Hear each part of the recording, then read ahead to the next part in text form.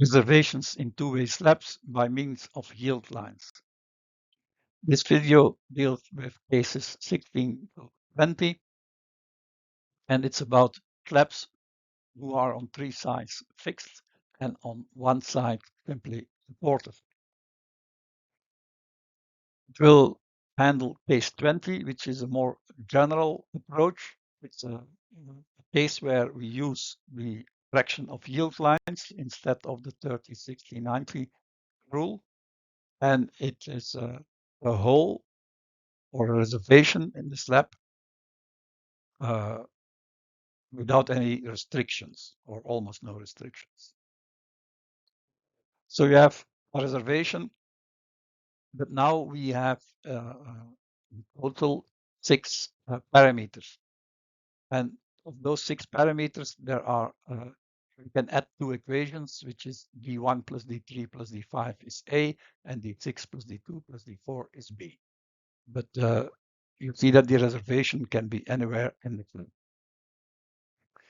It's a two-way slab, so the length B must be between A and 2A.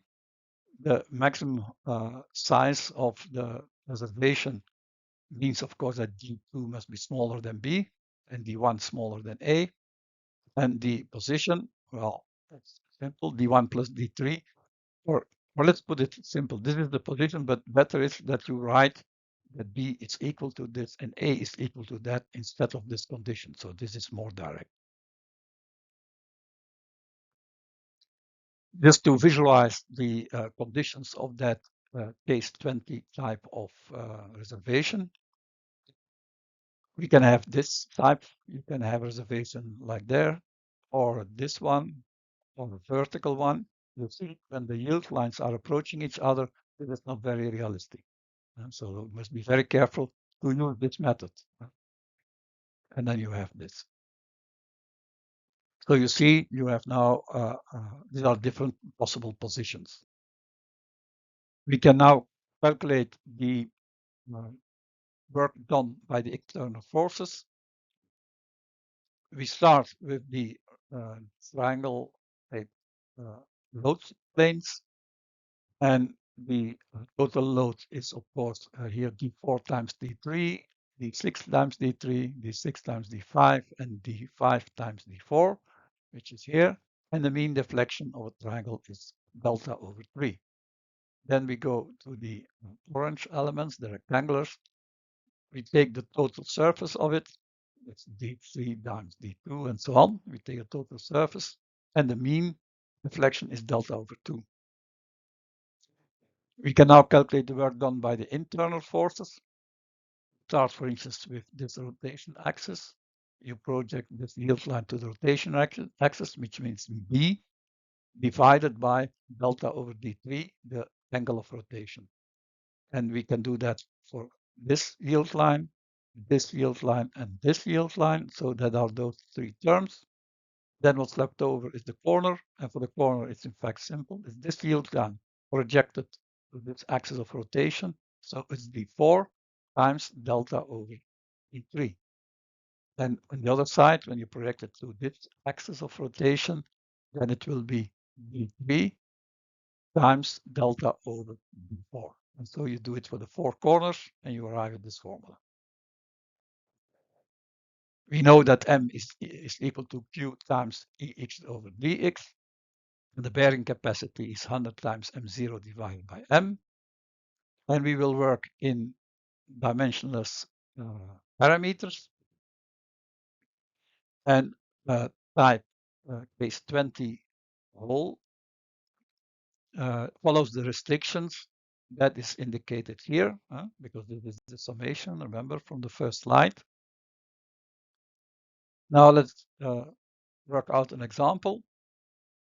We have a rectangular slab of 23 on 200 millimeters thickness with a concrete cover of 40, a floor finish of 1, and a mobile load of 20 kilonewton per square meter. And we want to calculate the needed reinforcement of this slab, 6 by 9 meters.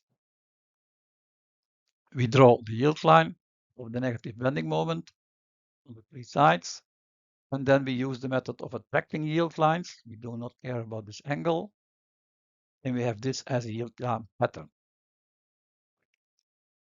The load in ultimate limit state is 1.35 times the permanent load plus 1.5 times the mobile load gives you 38.1 kilonewton per square meter. These are the different parameters. And we calculate now the maximum bending moment, which gives us 39.2 kilonewton meter per meter. We calculate the needed reinforcement for this bending moment. The lever arm, the mean lever arm, is then equal to 148 millimeters. And the needed reinforcement is 1.1 times the maximum bending moment divided by the lever arm and the yield strength. It gives you 745 square millimeter per meter, or diameter 12 every 150 millimeters. And it's the reinforcement top, bottom, X and Y direction. So that's okay. Now, let's look at a particular case. You have, for instance, A is 6 meters and B is 9 meters. And we have a reservation like this going from before this side, going from 1.2 to 3 meters. So it's going from 1.2 to 3 meters. It's the same size of reservation. We can fill in the different parameters. And this is the range in this example of alpha 4 goes between 0.2 and 0.5. And there are no dimensions. Alpha 4 is D4 divided by A, which is 6. We calculate the work done by the external forces. We find 21.78 square meters. The work done by the internal forces, we find, of course, a function of alpha 4, because that's the definition of this reservation. Only alpha 4 is a variable. And then we divide E by D, that M, it gives us this formula. M0, that means, and now we must take care, M0 is the bending moment of the slab without a reservation, with the 30, 45, 90-degree rule. So you cannot compare this directly with extracting yield lines. You must be aware that M0 is here made with the 30, 45, 60 rule. And the bearing capacity is then 100 times M0 divided by M, and you have this formula for it. For this particular case, we can now make a graph of alpha 4 at the x-axis and the bearing capacity on the y-axis, and it has this shape. You have one point which is interesting. It's where the bearing capacity is 100, and it is at the elevation with a size of position before this position is 0.436 times A, and this is 100%. So if you move this elevation to the right, then you are not affecting the bearing capacity. If you move this reservation a little bit to the left, you are affecting the bearing capacity. And to see that, I have to put this here, okay. You will see that the maximum loss of bearing capacity is 8%, and it occurs when alpha 4, which is this distance, is 0.289 times the smallest dimension of the slab.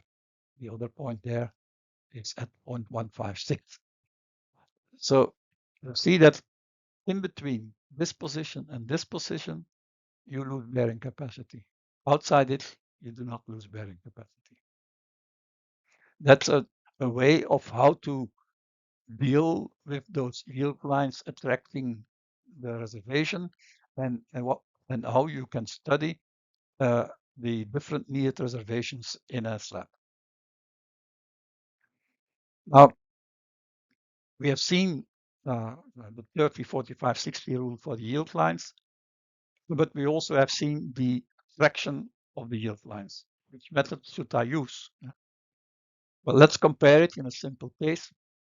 We compare this for instance, alpha is 1.5, and you have a reservation in that slab. And these are the yield lines with 30, 45, 60 rule, because this is 60 and this is 45, and this is 30 degrees.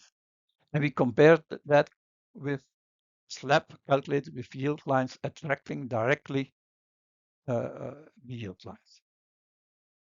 And we calculate for this, the bearing capacity is 102. It means that making this reservation will not lead to loss of bearing capacity, and the maximum bending moment is given as 1.12 times the load in ULS. The bearing capacity for the tracting yield line is 118, so you are not affecting the bearing capacity of the slab, and the bending moment is 0.966 times Q. This means that attracting yield lines give more capacity. So by using this, you are too optimistic. So be careful. But the difference is not that large, but you must be taking care. This is too optimistic. It's better to use the 30, 45, 60 rule.